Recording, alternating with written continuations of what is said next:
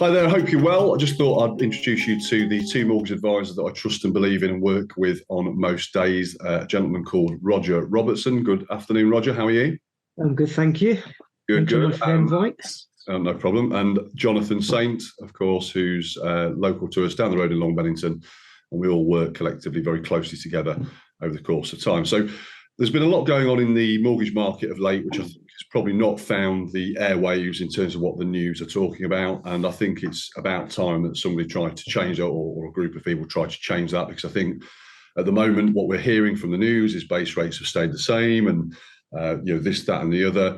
But there's an awful lot going on in the background that doesn't actually make it out into the public airwaves, whether that be because they have a different rhetoric, a different narrative, I don't know. But, the realities are of what I've seen in the last 8-9 weeks or so is that we've had lenders dropping their rates by as much as 20% in real terms. And yet the BBC will happily get hold of a news article where they're talking about house prices falling by 0.2%. Actually, I think there's more value in this whatsoever. So, guys, what are you two seeing on a daily basis at the minute? What have you been seeing for the last 2 months or so? Jonathan, I'll allow you. Yeah. Roger, you go first, mate. Oh, thank you. No pressure then. I think, since the Bank of England have kept the base rate at the same and not increased it because the inflation figures were better than they thought it were, I think a lot more people are more re-looking at their options than they did a few months ago, because obviously now they're saying, what does that actually mean to the mortgage rates?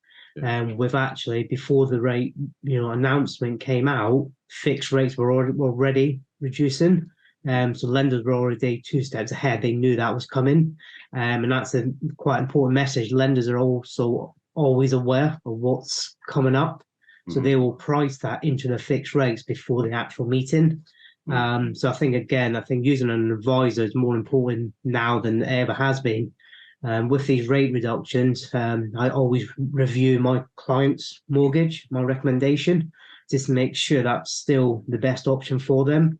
I'll use an advisor just because we're aware of these rate reductions.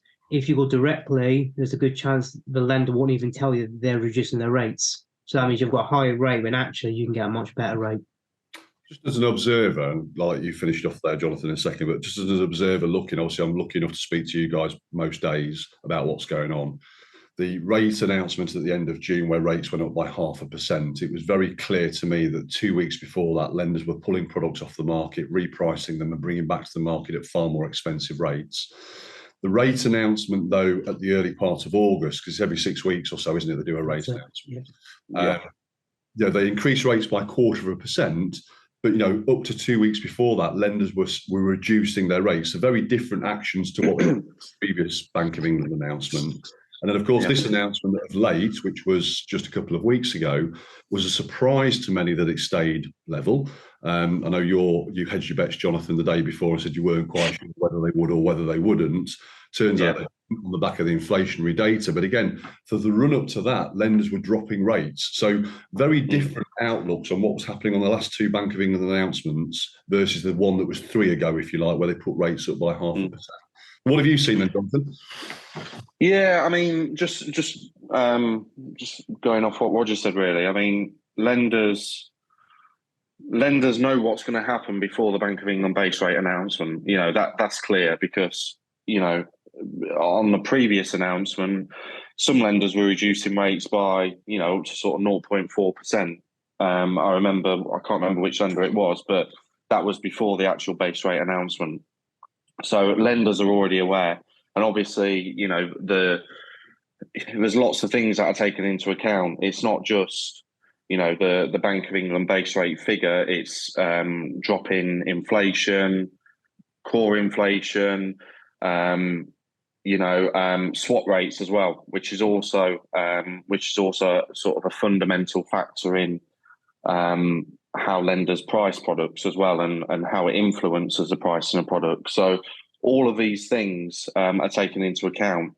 I've spoken with clients recently, and they're under the impression, because the Bank of England base rate has remained at what it is, that rates are still as they were before the latest announcement, and that's just not the case. before we jumped on today, I did a quick pricing of products, and again, for a 200,000, I worked on a 200,000 purchase price, borrowing 150,000, so 75% loan to value, which is sort of where your home movers typically are, around the 75% loan to value mark. And the most cost effective product currently is 4.89%. So rates have tumbled. Even 3 months ago, that would have probably been 5.5%, above 5.5% potentially. So just unwind that a little bit more then. What does that mean, difference on payments? What are we talking about there between what it was and what it is now for that person who's moving up from the 2-bed to the 3-bed semi?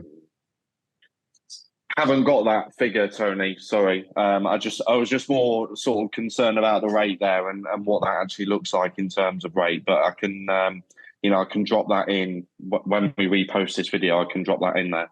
Nonetheless, even working on that 5.5% has probably been, and that was probably again quite conservatively good. What you're talking about, that's still 10% beneath, 10% lower now than it was just 2 months ago. Absolutely, yeah, absolutely. People are still under the impression that rates will start with a 5, start with a 6, but there are rates sort of sub 5% out there at the moment. To the layman around, they're looking to go 5.25% base rate, another 0.5% for the lender, 5.75, 6% problem is what they're thinking. Exactly. Yeah, exactly. But that just goes to show, you've got a rate there which is less than what the Bank of England base rate is currently, and that's because they're hedging what the rates are going to be in 5 years' time. So that's where swap rates come into it as well. So it's not. I guess the message here is it's not purely based on what the Bank of England base rate currently looks like. Can I just throw something on the table? Just tell me what you think. So, the way I look at it is like this. The UK statistics, I watch a UK property stat show, shout out for Chris Watkin, who does that week in, week out, and has done since week 1 of 2023. You can find it on YouTube if you ever want to have a look at it and you're bored or just want to understand what's going on in the market. But generally, tracks the performance of 2023 versus 22, 21, all the way back to about 2017. And I think what's quite interesting about it is actually the data, net sales, gross sales are not too far away from 17, 18, obviously a long way behind 20, 21, 22 for the reasons of COVID bubble and all that sort of stamp duty holiday and everything else that goes on with it. I've forgotten where I was going with this now. Oh, no, I can remember now. But in 2021, it was looking like there was something like 1.25 million transactions completed. In 2022, it was about 1.08 million. This year, we're on track probably to do about 825, 850.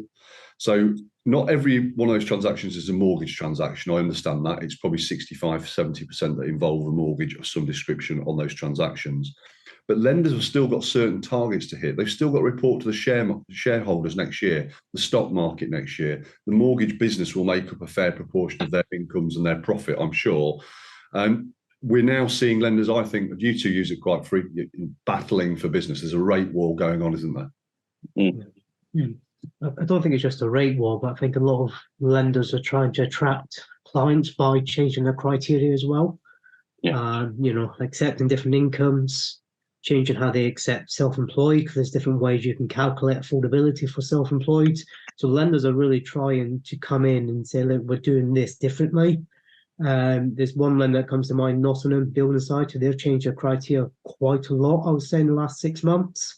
Like with contracting, for an example, they've changed how they view that now. So they really are battling to try and attract more clients, not just through rates, but just through the criteria as well. So I mean, we always talk about this, don't we? Rates are a little bit like a tap. If you want more business, you drop your rates. If you want to turn your business off a little bit, you dial the rates up a little bit. But the criteria changing is quite big, isn't it? That's not something you hear of frequently, is it? No, absolutely. As obviously yesterday, Nationwide changed how they self-employed. Now they're going to go up to 95%, where before they were below that, and they've changed the loan to income cap as well. So again, even though they're not going to adjust the rates, they're trying to pull more clients in by changing those little bits. Even though rates might be higher compared to somewhere else, but again, they might have better affordability now for self-employed. So Yeah. it's a lot more than just rates. And again, just going back to what Roger said earlier, that's the importance of using a broker. Yeah. When it comes to the individual pieces of criteria. So yeah, again, that's the importance of it. Yeah. Speaking to an independent, I always advise speaking to an independent, self-employed advisor is the sensible way forward, because there's no safety net for you guys. You only get paid when you get people moved, don't you? That's the bottom line. And it's all right going to see certain advisors, but they might only have a certain panel of lenders they can look at. Doesn't mean the best product is in that panel of lenders. And yes, you can go to Halifax Direct and Barclays Direct and whatever else, but they can only talk to you about Barclay products, Halifax products. They can't talk to you about the whole of market. And sometimes the better criteria, the better fit can be elsewhere, can't it? And this is the advantage you guys bring, is that knowledge of criteria and how to fit that client to the certain product. Yeah. I think I would add to that as well. Sometimes we have to let clients down and say, look, it's not going to happen at the moment for you, unfortunately, because X, Y, and Z. But as soon as we get those criteria changes come through, if the clients are happy for us to store their information on our systems, we can drop them an email saying, look, so I can help you 3-4 months ago. The lenders have now changed their criteria. Do you want to have another conversation now? And, I've had 2 clients in the last couple of weeks where that's happened. I've had to let them down before, but now I've managed to actually secure them. So again, that importance of using an advisor who's always aware of what's happening in the market is extremely important. Yeah, understood. Just to finish off then and close off, it's gone a bit longer than I expected, but from each of you, what's your predictions for the next, it's difficult to say, but let's say the next 2 to 4 months, which is going to kind of cover the back end of 2024 and into the back end of 23 and the early part of 24. Roger, I'll let you go first on this. Such a gentleman. Yeah, I think if inflation stays where it is and starts coming down, then hopefully the Bank of England will stay where they are and not increase it any further. But they're not going to reduce the Bank of England, not going to reduce their rate until they see it down at their target and stay at their target. If you look at the kind of predictions, they're not going to start reducing that rate until mid next year, maybe towards the end of next year, because really they need that inflation to stay low. If they just see it come down and they go, oh, great, we'll reduce the rates now, the inflation is going to go back up again and we're going to be in that cycle. So that's my prediction. I think we're going to hopefully see the Bank of England stay where they are. Hopefully inflation will keep coming down. And that means also the fixed rates will kind of start stabilising where they are now. You got a difference of opinion on that, Jonathan? No, I think the base rate will stay as it is for a period of time. I think for at least sort of the next 6 months, maybe. But like Roger says, the inflation has to come down and stay at the target level to be any sort of serious change to that. So I think where it is now is probably where it's going to stay for a period of time, I think. And then coming back to the purpose of the conversation, what do you think lenders' actions will be over the course of the next 2 to 4 months, which I think is where obviously then it has the biggest impact on the people who might be watching this? I mean, I think, again, like I said earlier, there's other things to take into account other than just the base rate, so swap rates and everything else. So, if they continue to fall, then we might see rates falling as well. So, again, I think we will see rates continue to fall. I believe slightly. I don't think there'll be huge change between now and Christmas. I don't think. I could be wrong, but that's my personal view. But I think things have definitely improved. Like Roger said, criteria has improved. We're starting to get back to where we sort of was before. So signs of recovery. And I think things will continue to get better.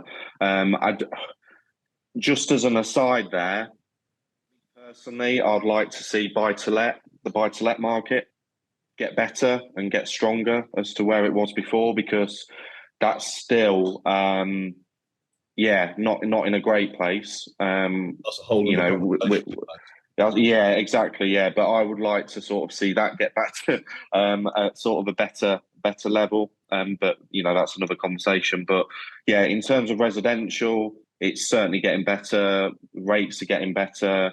and lenders' criteria is sort of returning to what it was before. So it's looking a lot more positive from a residential point of view.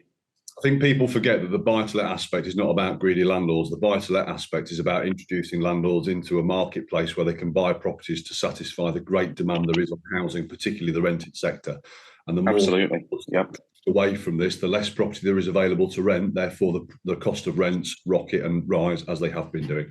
So there is a need Absolutely. to open that door for buy-to-let investors to come back to the table without a doubt. And I think again, probably for another conversation, but I think the EPC announcement recently is going to help that market anyway. That seems to have been swept under the carpet, along with many other things that was announced on that time regarding green energy and all the rest of it, because that is something we need to cover off. You know, it's 2025. For those who don't know, in 2025, there was going to be certain regulations in place that meant your property had to be a C grade, or you had to have spent £10,000 to make it as best you could to get exemption, and that's now been shelved, which is a good thing. Current legislation means you've got to get to an E rating, which is very possible on most Victorian terraced houses, for example, across Grantham. Gents, I just want to thank you both very much for your time. I know you've both got very, very busy schedules, so thanks very much for fitting it in at quite short notice, but I felt it was necessary that we did something that just sort of brought this to people's, you know, the general public's awareness that actually, in terms of the mortgage market, which is what most people need to be able to facilitate a purchase in the first instance, or a move up, down, whatever it might be, sideways, relocation, that actually not all is as bad as perhaps is perceived by the news. Yeah. Thank you very much. Absolutely. Right, guys. Thanks for your time. Thanks, Tony.